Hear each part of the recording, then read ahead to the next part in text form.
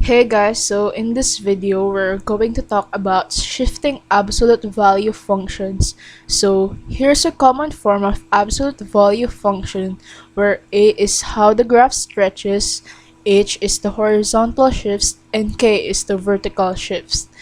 The graph stretches depending on the value of A. So when A is greater than 1, the graph gets thinner. And when A is less than 1, the graph gets wider. When H is positive, it shifts to the left. And when H is negative, it shifts to the right.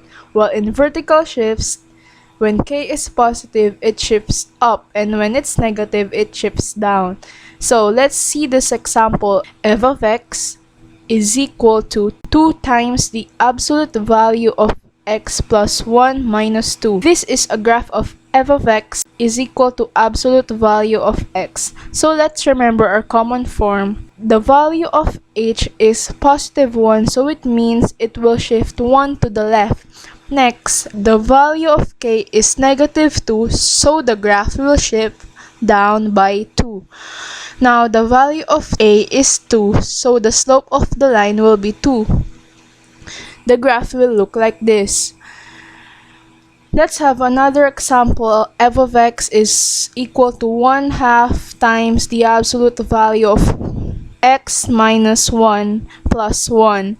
So like what we did earlier, h is equal to 1, so it will shift 1 to the right. K is positive 1, so it will shift 1 up. And now our slope is 1/2. It stretches wider because the slope is less than 1.